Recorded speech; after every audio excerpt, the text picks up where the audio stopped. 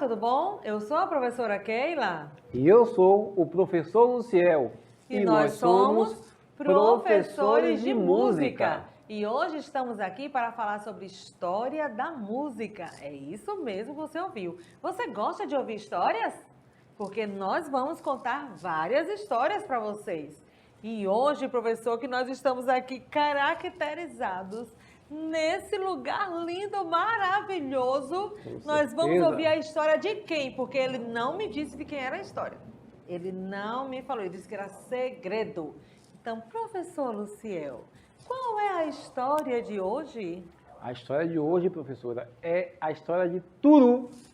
Turu? É. Eu nunca ouvi falar desse compositor. Nunca ouviu Turu? Não, nunca ouvi. Isso aí é trem.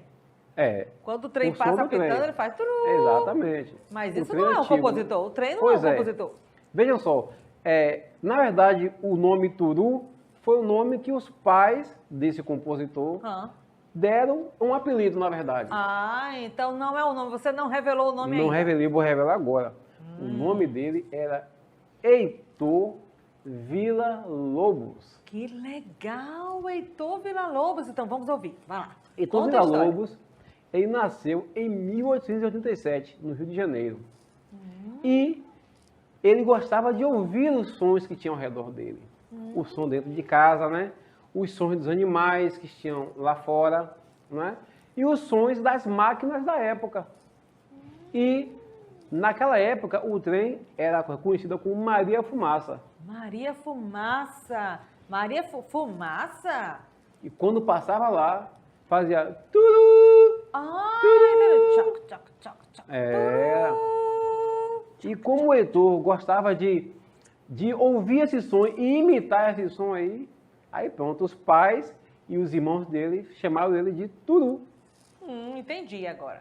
Então vamos lá. E aí então o Heitor, né, ficou ali pequeno, só que por algum motivo o papai dele precisou viajar para Minas Gerais. Sim. Levou ele, a família dele.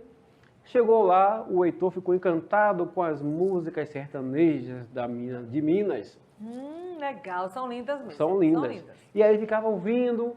Depois o papai conhecia algumas pessoas, né, ali em Minas Gerais, e começou a convidá-lo para tocar em sua casa, porque o papai de Heitor tocava violoncelo e clarineta. Uau, tocavam dois instrumentos? Exatamente. Que legal.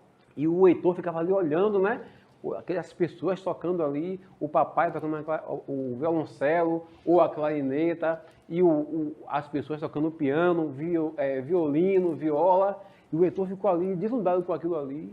E aí, daqui a pouco, o pai, percebendo que Heitor gostava de ouvir escondido, chamou o Heitor para assistir um concerto em um local. Uau, que coisa maravilhosa. E ele foi? Foi, claro, a mamãe dele pegou a mamãe dele, vestiu ele bonitinho. Com certeza. Pintou o cabelo, arrumou uma roupa, e aí lá se foi o Heitor com o papai assistir aquele concerto. Que maravilha, professor, que maravilha. E ele assistiu aquele maravilhoso concerto.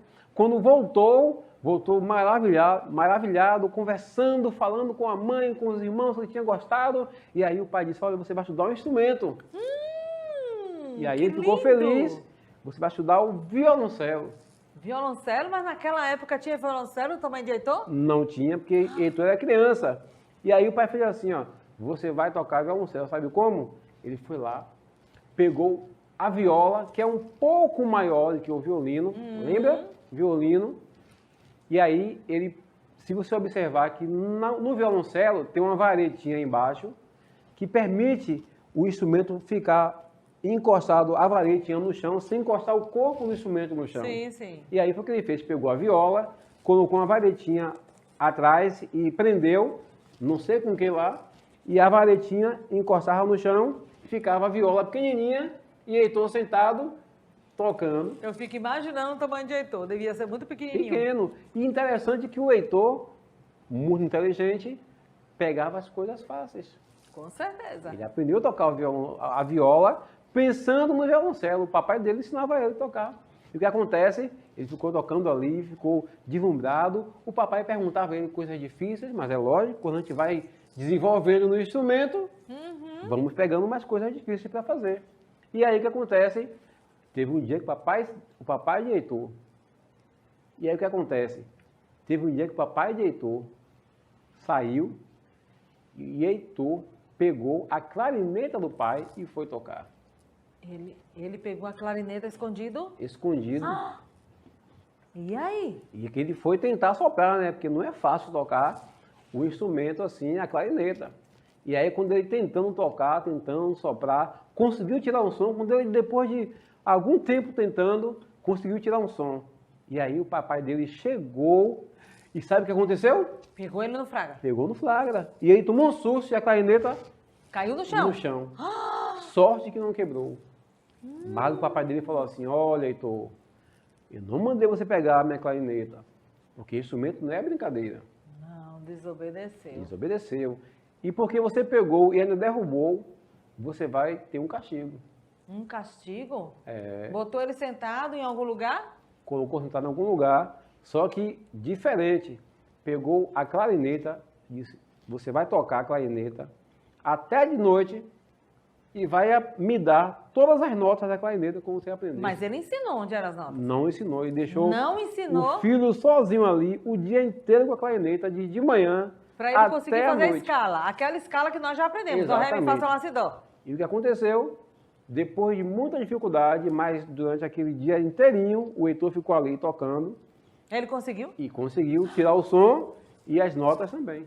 Que legal! Então, Heitor era muito inteligente. E Quando o pai o pai ficou muito feliz. chegou, que viu que ele tinha conseguido as notas, elogiou e ele ficou desenvolvendo. Ele foi perguntado para ele, né, Heitor, qual é o instrumento que você mais gosta, né? Ele gostava de todos os instrumentos. Uhum.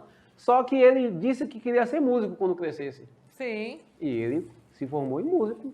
Ele cresceu e continuou sendo músico. Aprendeu a tocar violão, Olha que legal! deu aula a muitas pessoas. Mas- Só que eu não contei um detalhe. Você falou no início que ele era pianista. É. Então, depois de tudo isso, ele aprendeu o quê? Porque a titia de Heitor, que eu não Ah. falo o nome dela, e nem vou falar, que é para vocês procurarem em casa, Isso. no YouTube, tá? Ela era pianista de mão cheia, sabe? Tocava muito bem. E ela, então, ensinou piano a Heitor. Ah, E aí já sabe, né? ele gostou. Gostou, pegou tudo que ele tinha ouvido de Minas, ele voltou para o Rio, tudo que ele ouviu do Rio de Janeiro, e aí ele criou a música dele. Olha E que por legal, isso que eu gente. disse que vocês conheciam algumas músicas deles. Uma Será? música, antes da gente ouvir o áudio, eu queria fazer a melodia para vocês ouvirem aqui. Ela é assim, ó.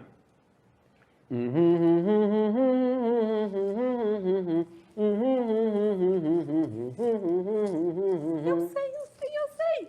Ciranda Cirandinha. Tirando a cirandinha. Quer dizer que a melodia de Ciranda Cirandinha foi Heitor Villa-Lobos que fez? Exatamente. Você disse que ele fez outras. Agora eu fiquei curiosa. Ah, então vamos ouvir o áudio. Vamos. E aí você vai compreender porque eu disse que ele fez outras. Essa aí é uma das famosas, tem mais. Mas essa daqui, a maior parte deles aqui conhece as músicas. Então vamos ouvir. Vamos lá.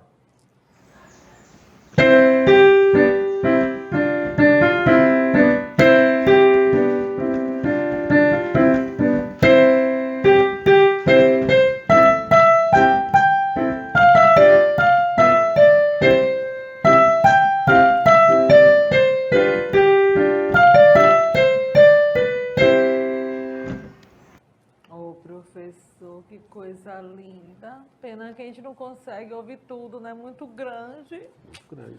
Tô triste, mas eles podem encontrar. Como é o nome da música que eles encontram lá no YouTube? Cirandas da Ciranda. Cirandas da Ciranda. Heitor de Villa-Lobos. Heitor Villa-Lobos. Procurem no YouTube que vocês vão ouvir a música completa. A gente não podia botar aqui porque seria difícil colocar. Tá bom? A música toda, senão a nossa aula vai ficar muito longa.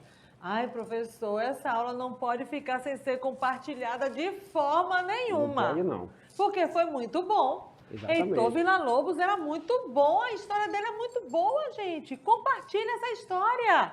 Ó, Eu trouxe aqui um sino diferente, né? Uma história dessa merece um merece sino. um cenário desse, mas Exatamente. era um sino diferente. Então já sabe, ó, ativa lá o seu sininho, tá? Porque quando chegar as notificações, ó, ele vai sinalizar e você vai poder assistir o novo conteúdo que chegou. Mas, professor, só pode ativar o sininho se tiver inscrito no canal. Exatamente. Será que você está inscrito no canal já? Olhe que não vai ser só a história de Vila Lobos, não. E olhe que nosso canal já está cheio de outras coisas legais. Então, por favor, vá, se inscreve, compartilha e aciona o sininho que você vai receber as outras notificações que a gente mandar, tá bom? Um beijo e até a próxima aula! Tchau.